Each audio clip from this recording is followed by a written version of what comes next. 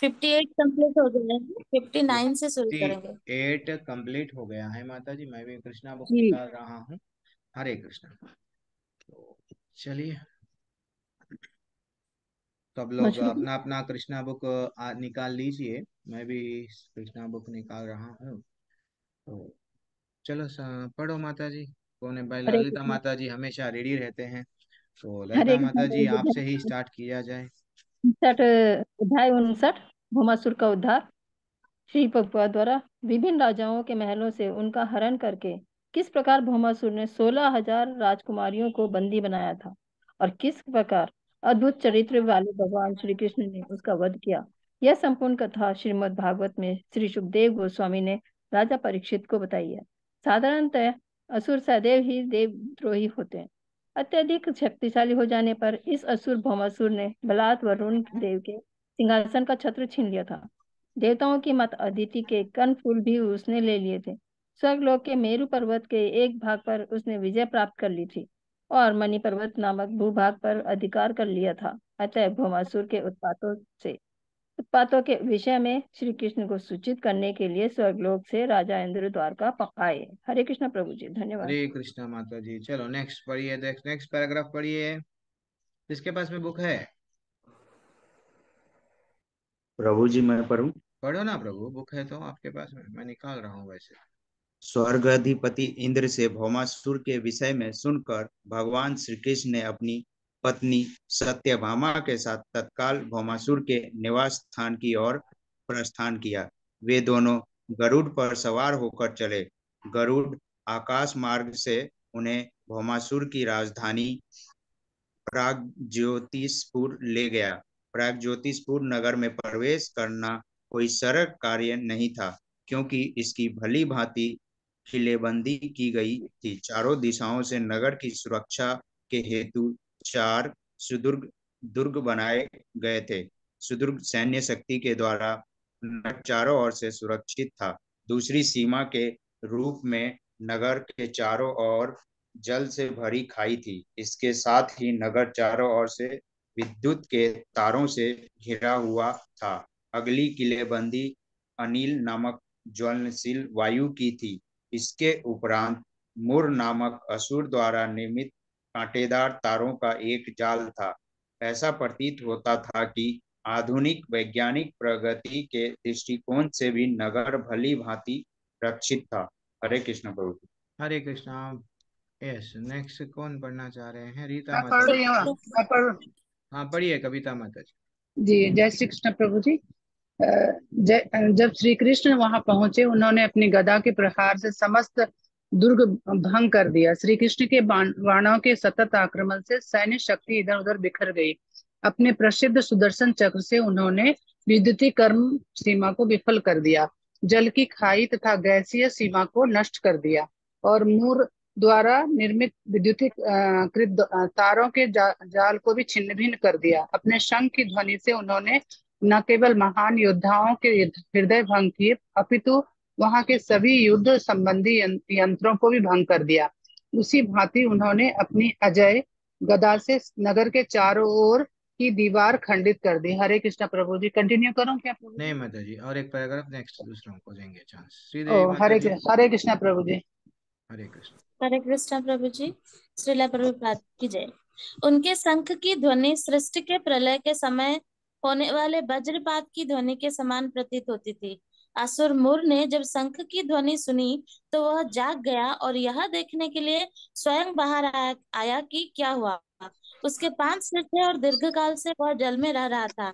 मुर राक्षस इतना प्रकाशमान था जैसे प्रलय के समय का सूर्य, और उसका क्रोध प्रज्वलित अग्नि के समान था।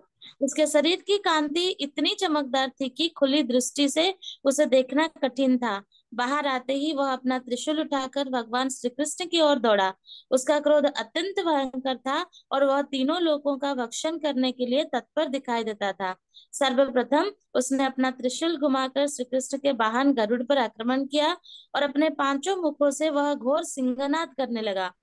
उसके मुखों से निकलने वाली गर्जन ध्वनि पूरे ब्रह्मांड में फैल गई, यहाँ तक कि वह गूंज न केवल पूर्ण विश्व अपितु ऊपर नीचे 10 दिशाओं में और अंतरिक्ष में भी फैल गई। इस प्रकार वह ध्वनि संपूर्ण ब्रह्मांड में गूंज रही थी। हरि बोल। हरी बोल। यस माता जी। अभी नेक्स्ट रीता पंडित माता जी, आपका हाथ उठा हुआ है, पढ़िए माता जी। हरे कृष्ण प्रभु जी, श्रील प्रभुपाद की जय। भगवान श्री कृष्ण ने देखा कि मूर का त्रिशूल धीरे धीरे उनके वाहन गरुड़ की ओर बढ़ रहा है। उन्होंने तत्काल अपने हस्त कौशल से 2 बाण त्रिशूल की ओर फेंके, जिससे कि त्रिशूल के टुकड़े टुकड़े हो गए। उसी के साथ साथ उन्होंने अनेक बाणों से असुर मूर के मुखों को भेद दिया। जब मूर ने देखा कि श्री भगवान ने उसके कौशल को विफल कर दिया है, तब उसने अत्यंत क्रोध में आकर अपनी गदा से श्री भगवान पर प्रहार करना प्रारंभ किया। किंतु श्री भगवान श्री कृष्ण ने इसके पहले कि असुर की गदा उनके समीप पहुंचे, अपनी गदा से मूर की गदा को छिन्न भिन्न कर दिया। अपने अस्त्र से वंचित होकर असुर ने अपनी बलशाली बाहुओं से श्री कृष्ण पर आक्रमण करने का निश्चय किया, किंतु श्री कृष्ण ने सुदर्शन चक्र से तत्काल ही असुर के 5 सिर उसके शरीर से अलग कर दिया। यह वह असुर उसे भली भांति उसी भांति जल में गिर पड़ा, जिस भांति इंद्र के वज्र के आघात के पश्चात कोई पर्वत का शिखर सागर में गिरता है। हरि बोल। हरी बोल। यस माता जी। नेक्स्ट नेक्स्ट श्रवण कुमार प्रभु है, तो पढ़ लिया, आप पढ़ लिया। ओके, प्रवीणा चौरे माता जी।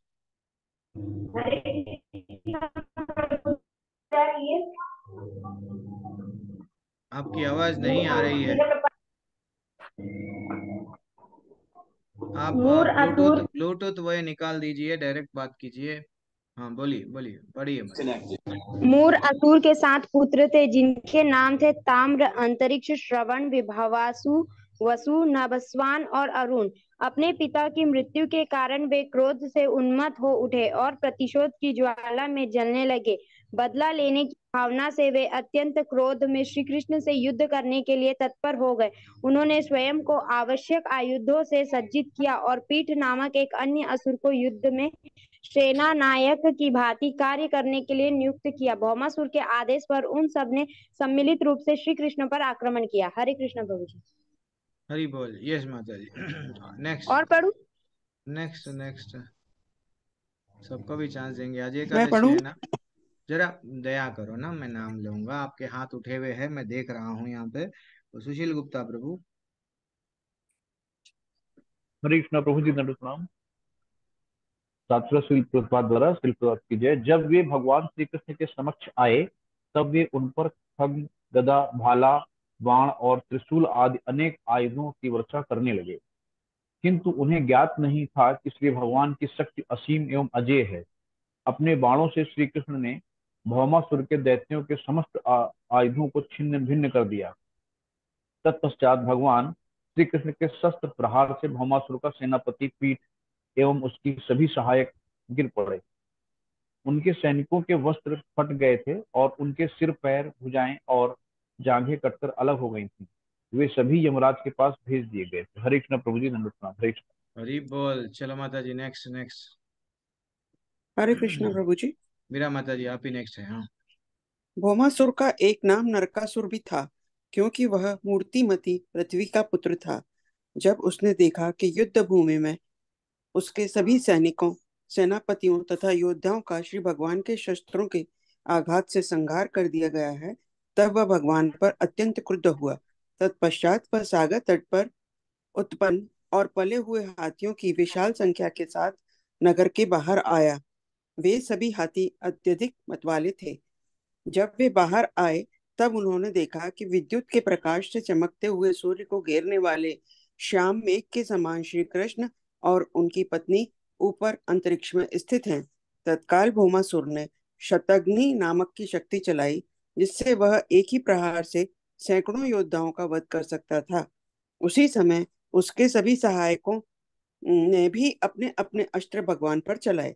श्री कृष्ण अपने बाणों से इन सभी आयुधों को काटने लगे। इस युद्ध का परिणाम यह हुआ कि भौमासुर के सभी सेना नायक और सैनिक भूमि पर गिर पड़े। उनके हाथ, पैर और सिर उनके शरीर से अलग हो गए थे और उनके हाथी तथा घोड़े भी उनके साथ ही गिर पड़े। इस प्रकार भौमासुर द्वारा चलाए गए सभी अस्त्र भगवान के बाणों के द्वारा खंड खंड कर दिए गए। हरे कृष्ण प्रभु जी। हरी बोल। यस नेक्स्ट नेक्स्ट कौन है? रीमा राठौड़ माता जी। भगवान गरुड़ की पीठ पर बैठकर युद्ध कर रहे थे। घोड़ों हाथियों पर अपने पंखों से प्रहार करके तथा अपने तीक्ष्ण नखों व चोंच से उनके सिर पर खरोंच कर गरुड़ भगवान श्री कृष्ण की सहायता भी कर रहे थे। गरुड़ के आक्रमण से हाथियों को अत्यधिक पीड़ा हो रही थी और वे सब युद्ध भूमि से पलायन कर रहे थे। एकाएक ही भौमासुर ही युद्ध भूमि में रह गया और वह श्री कृष्ण से युद्ध करता रहा।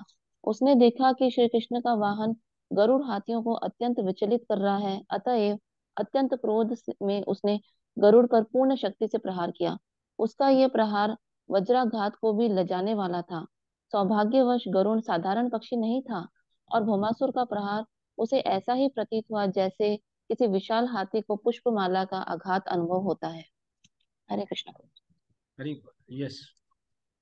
नेक्स्ट नेक्स्ट और कौन है? रीमा माता जी हो गए, सतेंद्र मलिक प्रभु। हरे कृष्णा प्रभु जी, श्री प्रभुपाद जी की जय। इस प्रकार भौमासुर को समझ में आने लगा कि उसका कोई भी छल श्री कृष्ण के पर काम नहीं करेगा और उसे ज्ञात हो गया कि श्री कृष्ण का वध करने के समस्त चातुर्य में उसे निराशा ही प्राप्त होगी। फिर भी उसने एक त्रिशूल लेकर अंतिम बार श्री कृष्ण पर प्रहार करने का प्रयास किया। श्री कृष्ण इतने दक्ष थे कि उनका त्रिशूल उनका स्पर्श कर सके उसके पूर्व ही उन्होंने सुदर्शन चक्र से उसका सिर काट दिया। कर्ण फूलों तथा मुकुट से सुशोभित उसका सिर युद्ध भूमि पर गिर पड़ा। श्री कृष्ण द्वारा भौमासुर के उद्धार के अवसर पर असुर के सभी संबंधी निराश होकर चीत्कार करने लगे और संत जन श्री भगवान के वीरतापूर्व कार्यों का यशोगान करने लगे। इस अवसर का लाभ उठाकर सर्वलोक से देवतागण श्री भगवान पर पुष्प वर्षा करने लगे। हरे कृष्णा प्रभु जी। हरे कृष्णा। चरण सिंह राणा प्रभु यहाँ से पढ़िए। इस समय चरण सिंह राणा जी। हरे हरे कृष्णा कृष्णा। प्रभु जी। हरे कृष्णा प्रभु पढ़िए जी। पढ़िए, आपने इसमें हाथ उठाया था। इस इस समय समय मूर्तिमती पृथ्वी भगवान श्री कृष्ण के समक्ष आई और उन्होंने वैजंती रत्नों की एक माला से श्री कृष्ण का स्वागत किया। उन्होंने रत्न और स्वर्ण से सज्जित अदिति के प्रकाशवान कर्णफूल भी वापस लौटा दिए। उन्होंने वरुण का छत्र भी लौटा दिया। एक और बहुमूल्य रत्न उन्होंने श्री कृष्ण को अर्पित किया। इसके पश्चात मूर्तिमती पृथ्वी श्रेष्ठ देवताओं के उपास्य और संपूर्ण जगत के स्वामी भगवान श्री कृष्ण की स्तुति करने लगी। उन्होंने भगवान श्री कृष्ण के चरणों में दंडवत प्रणाम किया और अत्यंत भक्ति भाव पूर्वक कहा, शंख चक्र गदा और पद्म के चारों चिन्हों से विभूषित समस्त देवताओं के ईश्वर आप श्री भगवान को मेरा सादर प्रणाम है। कृपया मेरा सादर प्रणाम स्वीकार कीजिए। प्रिय भगवान, आप परमात्मा हैं और अपने भक्तों की कामना पूर्ण करने हेतु आप अपने विभिन्न दिव्य अवतारों में पृथ्वी पर अवतीर्ण होते हैं। आपके समस्त अवतार भक्तों की भक्तिपूर्ण इच्छाओं के अनुकूल होते हैं। कृपया मेरा सादर प्रणाम स्वीकार कीजिए। हरे कृष्णा प्रभु जी। हरी बोल। Yes next. आज कोई हाथ नहीं उठा रहे हैं, सब चैंटिंग में लगे हुए हैं शायद। मैं पढ़ूंगा, आगे पढ़ता रहूं। एक मिनट, गुंजन माता जी को चांस नहीं मिला, जिसको चांस मिल गया हाथ नहीं उठाइए, मत उठाइए। गुंजन माता जी। कृष्णा प्रभु जी, दंडवत प्रणाम। प्रिय भगवान, कमल पुष्प आपकी नाभि से निकलता है और आप सदैव कमल पुष्पों की माला से सुशोभित रहते हैं। आपके नेत्र सदैव कमल की पंखुड़ियों के समान फैले रहते हैं, अतएव वे दूसरों के नेत्रों को सर्व सुख प्रदान करने वाले होते हैं। आपके चरण कमल इतने मृदु और कोमल है कि आपके अनन्य भक्त सदैव उनकी उपासना करते रहते हैं। आपके चरण कमल आपके भक्तों के हृदय कमलों को शांति प्रदान करते हैं, अतएव आपको मेरा बारंबार सादर प्रणाम है। आप सभी प्रकार के धर्म, यश, संपत्ति, ज्ञान और वैराग्य के सागर हैं। आप क्षण ऐश्वर्यों के आश्रय हैं। यद्यपि आप सर्वव्यापी हैं, फिर भी आप श्री वसुदेव के पुत्र के रूप में प्रकट हुए हैं, अतएव कृपा आप मेरे सादर प्रणाम स्वीकार कीजिए। आप आदि भगवान हैं और समस्त कारणों के परम कारण हैं। केवल आप ही समस्त ज्ञान के सागर हैं। मेरा आपको सादर प्रणाम है। आप स्वयं अजन्मा है, किंतु फिर भी आप समस्त सृष्टि के पिता है। आप समस्त शक्तियों के सागर तथा आश्रय है। आप ही इस दृष्टि को प्रकट करते हैं और आप इस सृष्टि के कारण एवं कार्य दोनों ही है। अतएव कृपा मेरा सादर प्रणाम स्वीकार कीजिए। प्रिय भगवान, जहाँ तक तीनों देवता ब्रह्मा, विष्णु तथा महेश का प्रश्न है, वे भी आपसे स्वतंत्र नहीं है। जब इस सृष्टि के निर्माण की आवश्यकता होती है, तब आप अपने रजोगुणी आविर्भाव ब्रह्मा की रचना करते हैं। जब आप इस सृष्टि का पालन करना चाहते हैं, तब आप श्री विष्णु के रूप में अपना विस्तार करते हैं, जो कि समस्त सतोगुण के सागर है। इसी भांति आप तमोगुण के स्वामी शिव के रूप में प्रकट होते हैं और इस प्रकार समस्त सृष्टि का संहार करते हैं। इस भौतिक प्रकृति के तीनों गुणों का निर्माण करने पर भी आपकी त्रिगुणातीत स्थिति बनी रहती है। सामान्य जीवों की भांति आप प्रकृति के इन तीनों गुणों से कभी भी बद्ध नहीं होते। हरे कृष्णा। प्रभु हरे जी और पढ़ना। नहीं माता जी, कोई हाथ नहीं उठा रहे हैं तो हम यहाँ पे रोक देंगे, क्योंकि हाथ उठाने से लोगों का, जितने भी भक्त लोग हैं उनके हाथ, आज एकादशी है ना, व्रत रहते हैं तो हाथ दर्द देता है, इसलिए लोग क्या कर रहे हैं, हाथ उठाने में, प्रभु जी हाथ बहुत दर्द देता है मालूम। एक तो माता जी मेरे को क्या करे, मैं पूछा, हम हमारे परसों मंदिर गया, सब लोग मिले, मिले तो क्या बोलने लगे, हम आपकी क्लास में से क्यों निकल गए मालूम। कितने लोग बोले ऐसा, 5-6 लोग या 7 लोग थे वहां पे। क्यों निकले मालूम, आप कृष्णा बुक खरीदो, कृष्णा बुक खरीदो, खरीदो बोल के चुप के बोलते थे, डांटते थे, इसलिए हम निकल गए क्लास में से, है। बुक 200, 250, 300 रुपए की, जाने दो, ज्यादा से ज्यादा अमेजोन से लाओ, चाहे हमारे टेम्पल से लाओ, कहाँ से मंदिर नजदीक है वहां से ला लो। मैं ये कभी नहीं बोला कि भाई मेरे पास से ले, बोलते हमारे टेम्पल से ही लेना है, नहीं बोला। लेकिन वो लोग कितने, उन्हें कैसा लगता है देखो, आपकी बात ना प्रभु जी अच्छा नहीं लगता था मेरे को, आप डांटते थे बुक नहीं खरीदे तो छोड़ दिए। तकलीफ होती है। और आज मैं बोलता हूँ सबको पढ़ो, पढ़ने के लिए भी लोग हैं, वो अलग बात है, माता जी यहाँ हैं, घर में बनाना पड़ता है। तो चलो ठीक है, तो हम लोग कहाँ पे थे, यहाँ पे तो ब्यूटीफुल टॉपिक चल रहा है, जैसे भगवान की शक्ति कितनी है, देखो विशाल शक्ति। आज एकादशी के दिन हम भगवान की शक्ति के बारे में देख रहे हैं और सुन रहे हैं, पढ़ रहे हैं, कितना आनंद है। भौमासुर का उद्धार, जिस किसी को भी भगवान मारे हैं उसको उद्धार करे हैं। हाँ, वो चाहे कितना भी शक्तिशाली था, उसका देखो विशाल ऐसा दुर्ग बना लिया था वो, कि इतना ब्यूटीफुल, इतना ब्यूटीफुल, उसका मतलब वो कोई आसानी से उसके अंदर, जैसे कि रावण की लंका में प्रवेश करना बिल्कुल बहुत आसान नहीं था, वैसे जगहों पे भी भगवान स्वयं क्या करे, उसके वो कितना अरे भगवान को पूरी तरह से मारने का कोशिश कर रहा था। और ऐसा प्रतीत होता है कि आधुनिक वैज्ञानिक प्रगति के दृष्टिकोण से भी उसका जो नगर था पूरी तरह से सुरक्षित था। लेकिन भगवान क्या करे, भगवान जब वहां पहुंचे, भगवान वहां पहुंचे, अपनी गदा के प्रहार से समस्त दुर्ग, वो जो जो, जैसा the great wall of China कैसा बनाई है, तो वैसा ही यही ये जो भी है इसका कवच समझ के अच्छा सा बना लिया था। क्या करे, तोड़ दिए। श्री कृष्ण के बाणों के सतत आक्रमण से सैन्य शक्ति इधर उधर बिखर गई। हरी हरी, माने भगवान, भगवान इतने शक्तिशाली है, भगवान की शक्ति को वर्णन हो रहा है ये अध्याय में, मेरे को। और क्या बोल रहे हैं, असुर क्या समझने लगा कि असुर ने जब शंख की ध्वनि सुनी, मात्र भगवान की जब शंख शंख बजाए, केवल अपने शंख की ध्वनि से उन्होंने न केवल महान योद्धाओं के भय, हृदय में भय भंग, हृदय भंग किया, अपितु वहां सभी युद्ध संबंधी यंत्रों को भी भंग कर दिए। मात्र आवाज, आवाज से ही लोग डर गए। हाँ, जैसे कि हमारे को महाभारत में भी, सॉरी भगवत गीता में भी पहले अध्याय में आता है।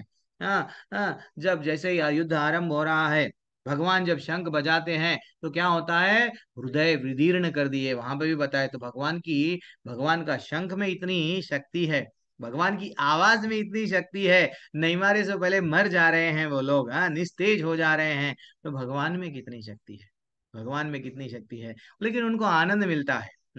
ये लोग कुछ छोटे छोटे, उनको क्या लगता है, जैसा अभी क्या कैसा कंपेयर किया गया, गरुड़ को कंपेयर किया गया। हाँ, गरुड़ को एक वज्रपात के वैसा जब उन पे प्रहार हुआ तो गरुड़ को कैसा लगा कि मात्र हाथी पे जब फूल डालते हैं ना, वैसा लगा। तो भगवान वो है, तो जब गरुड़, भगवान का जो भक्त सेवक गरुड़ पे इतनी शक्ति है, तो भगवान में कितनी शक्ति है। और उनके मुखों से निकलने वाली गर्जना ध्वनि पूरे ब्रह्मांड में फैल गई। और यहाँ तक के जब वो राक्षस, जो असुर, जब वो पुकार रहा था, गर्जना कर रहा था, पूरा ब्रह्मांड में उसकी ये ध्वनि पहुंच गई, इतना इतना बलशाली। लेकिन लेकिन भगवान के सामने वो त्रिशूल चलाया, त्रिशूल टुकड़े टुकड़े। किंतु भगवान ने इसके पहले कि असुर की गदा अपने समीप पहुंचे, गदा से उसको क्या करे, मुर गदा से मुर की गदा को छिन्न भिन्न कर दिए। तो भगवान क्या करे, फाइनली जो अपना सुदर्शन चक्र से तत्काल उस असुर के जितने भी 5-5 सिर ले लेके आया ना बेटा, सबको भी मैं निकाल दूंगा। और वेरी इंपॉर्टेंट टेक अवे यहाँ मेरे को अच्छा लगा, यहाँ पे क्या है देखो, बाली, बाली या वाली, जो हम लोग रामायण में देखते हैं, उनके बेटे का नाम क्या है, कोई बताओ। अंगद। अंगद। अंगद। ये सबको इतना तो मालूम है, आइडिया तो आ गया, अंगद। यहाँ पे वहां पे भी राम जी जो है सो पिता को मारे, अंगद क्या बना, भगवान का भक्त बन गया। भगवान का भक्त बन गया, भगवान को समझ गया कि ये भगवान हैं। और यहाँ पे इसके 7-7 पुत्र है। किसपे, देखो, मुर असुर के 7 पुत्र थे, जिनके नाम छोड़ो, हम लोग को नाम से मतलब नहीं है, लेकिन अपने पिता की मृत्यु के कारण क्रोध से उन्मत्त हो उठे और प्रतिशोध की ज्वालाओं में जलने लगे। सेम हम लोग फिर कंपेयर करेंगे, जरासंध, जैसे ही कंस मारा गया, जरासंध को ऐसा लगा मेरा दामाद, बेटी आके जैसे रोने लगी, विलाप करने लगी, नो मैं लड़ूंगा। दिस इज व्हाट एक जो भगवान का भक्त होता है, भगवान का भक्त, विपरीत परिस्थितियां, भगवान ऐसा नहीं होता है। कल मैं भागवतम पढ़ रहा था, तीसरा स्कंद आरंभ करा, बड़ी मुश्किल से इतने दिनों के बाद में आरंभ करना, यानी पहले में उलझा हुआ था, फिर दूसरे में उलझा हुआ था, अब तीसरे पे आया। विदुर, जैसे ही विदुर की कुर्सी, 1 सेकंड में विदुर मंत्री थे, 1 सेकंड में उनकी कुर्सी को क्या कर लिया गया, खींच लिया गया। क्यों खींच लिया गया, कि वो सच्चाई बता रहे थे कि आप ये काम जो कर रहे हैं गलत कर रहे हैं, एक स्त्री के साथ ऐसा नहीं करना चाहिए, ये नहीं करना चाहिए, वो नहीं करना चाहिए। दुर्योधन क्या बोला, चलो चलो, तुम एक दासी के ने इतना इंसल्ट हुआ, भरी सभा में एक मंत्री को बोला गया, और पिता क्या कर रहे हैं, पिता कुछ भी नहीं कर रहे हैं, क्योंकि पिता बच्चों में इतना प्रेम था कि पिता कुछ नहीं बोले। 1 सेकंड में मंत्री से क्या बन गए, विदुर रोड पे आ गए हैं, भीख मांग मैंने बोलने का मतलब सन्यासी का वेश डाल लेके चले गए। कहाँ चले गए, अब मैं भागवत कथा सुनूंगा, अब मैं पुण्य क्षेत्रों में चला जाऊंगा। लेकिन वहां पे भी जब जा रहे थे, कभी वो फील नहीं करे। क्या भाव है, तीसरा स्कंद आप पढ़ो माता जी, प्रभु जी, पहला अध्याय पढ़ रहा था, एक टॉलरेंस की हाईएस्ट लेवल पे चले गए। वो बोले आज मेरा इतना इंसल्ट हुआ, इतने लोगों के सामने मेरे को निकाला गया, मेरा बड़ा भाई कुछ नहीं बोला धृतराष्ट्र, हाँ मेरे को दासी पुत्र बोला गया, लेकिन ये सब में ये दुर्योधन की गलती नहीं है, कान्हा जी करा रहे हैं। कान्हा जी मेरे को मेरा इंसल्ट करा के कुछ बता रहे हैं, यहाँ से लेके जा रहे हैं, क्या क्यों लेके जा रहे हैं, मेरे को कुछ सिखाने के लिए। मैं बोला हरी बोल, बोला देखो माता जी, प्रभु जी, भगवान जब कोई चीज कर रहे हैं, वाली को मारे हैं, अंगद समझ गया है, और जरासंध नहीं समझ पा रहा है, और उसके बेटे नहीं समझ पा रहे हैं, क्यों, वो भक्त नहीं है। भगवान की महिमा को जो नहीं समझता, भगवान को गाली देता है, लेकिन भगवान की महिमा को, भगवान को जो समझता, हर विपरीत परिस्थिति को भी क्या करता है, हे भगवान आप मेरे को अब फैमिली लाइफ बस है, अब तू भक्ति में आ जा, इसलिए मैं क्या करूंगा, यस। अब कैसे वस्त्र डाल लिए, राजा महाराजाओं के वस्त्र निकाल दिए, निकाल दे देखिए, एकदम सिंपल वस्त्र में, अनजान जगह पे, कोई उनको पहचानता नहीं कि मैं मंत्री हूं, वो जगह पे बैठ गए, बैठ के क्या करने लगे, यस भागवतम सुनना है, बोलो ना। और उनके जीवन में 2 ही स्कंद पढ़े माता जी, प्रभु जी, कौन सा, पहला और दूसरा स्कंद पढ़े, उनका उद्धार हो गया। कौन थे वो, एक्चुअली उनका पूरा पहले जन्म में विदुर कोई और नहीं थे। भागवतम में बताया गया, श्री प्रभुपाद तात्पर्यों में डेथ में बोले हैं, क्या बोले हैं, कि विदुर कोई और नहीं था भैया, विदुर यमराज थे, उनको श्राप दिया गया। तो बोलने का तात्पर्य क्या है, पल में सब कुछ लुट जाएगा, फिर भी हमको करना क्या है, भगवान से प्रेम करना है। यहाँ पे भी पल में उसके पिता को मारा गया, वो समझ नहीं सक रहा है, क्योंकि वो असुर थे। और क्या बोल रहे हैं, जब वे भगवान कृष्ण के समक्ष आए, तब उन पर भगवान पे कितना भी जोर लगा लो, हाँ कुछ भी नहीं असर होगा। हाँ, भौमासुर का एक नाम है नरकासुर। हाँ हम और वो थोड़ा नॉलेज के लिए ले लो। और क्या हुआ, जब वह बात, ठीक है, अलग अलग तरह से भगवान को जस्ट देख रहा था कि वो ऐसा प्रकाश, विद्युत के प्रकाश के से चमकते हुए सूर्य ऐसा प्रतीत हो रहे थे, लेकिन वो बड़े बड़े शक्तियां चलाया, लेकिन क्या मिला? अल्टीमेटली कुछ भी नहीं मिला। भगवान स्वयं क्या करे हैं, भगवान उसको ऐसा इस प्रकार भौमासुर द्वारा चलाए गए सभी अस्त्र। इसलिए भौतिक दुनिया में कई लोग आस्तिक लोग जो ने रहते हैं और नास्तिक लोग रहते हैं। आस्तिक लोग हमेशा भगवान में, शास्त्रों में, यस, वो उनकी आस्था रहती है। नास्तिक लोग बड़े बड़े योजनाएं बनाते हैं, भगवान नहीं है, साइंटिस्ट बड़े बड़े लोग योजनाएं बनाते हैं, लेकिन पल में उनके सब योजनाएं क्या हो जाते हैं? खंड खंड हो जाते हैं, खंड खंड हो जाते हैं। ये कितनी बड़ी बिल्डिंग बनाओ, कितना भी अच्छा लिफ्ट बनाओ, लेकिन जैसे ही भूकंप आया, चले जाओगे बाबा, चले जाओगे। सौभाग्यवश गरुड़ साधारण पक्षी नहीं था, ये तो हम लोग डिस्कस कर चुके हैं। एक भक्त बलवान कितना हो जाता है जब भगवान के समक्ष आ जाता है। तो हम लोग भी माता जी, प्रभु जी, जब गरुड़ क्या बने, यहाँ पे क्या बताया गया कि भौमासुर का प्रहार उसे ऐसा प्रतीत हुआ जैसे कि विशाल हाथी। कितना अच्छा, देखो हम लोग भी जब भक्ति में आते हैं कभी आंसू नहीं निकलते हैं।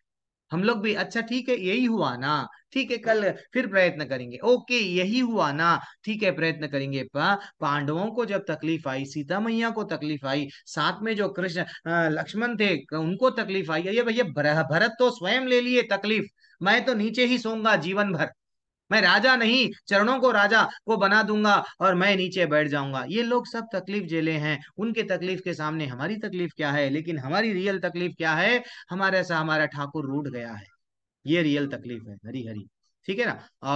और क्या है देखो, फाइनली श्री कृष्ण द्वारा भौमासुर के उद्धार के अवसर पर सभी संबंधी निराश होकर चित्कार करने लगे, और संत जन भगवान का, यस भगवान का जो देवताएं हैं और जो संत है वो हमेशा भगवान की प्रशंसा करते हैं, आनंद आता है। हाँ, कल हम लोग वो चल रहा था हमारा लेवल 2 में, क्या चल रहा था? विराट रूप। विराट रूप में भी विराट रूप जैसे ही बताया गया, देवताएं, ऋषि मुनि जय हो बोल रहे हैं, लेकिन असुर जो गलत काम करता है उसको डर रहता है, वो भाग रहा है, इधर उधर भाग रहे थे, ऐसा कल बताए थे ना। तो हर एक देखो यहाँ पे भी। अब पृथ्वी, पृथ्वी कैसा ग्लोरीफाई करे कृष्ण भगवान को, हम लोग कल देखेंगे। हाँ, ये पूरा अध्याय कल कंप्लीट कर देंगे। आज एकादशी है माता जी, प्रभु जी, आज हम लोग एकादशी की कहानी, हमारे लीडर्स हैं, वो लीडर्स में से कोई पढ़ना चाह रहे हैं, सिर्फ एकादशी की कहानी सुनो। आज की एकादशी की महानता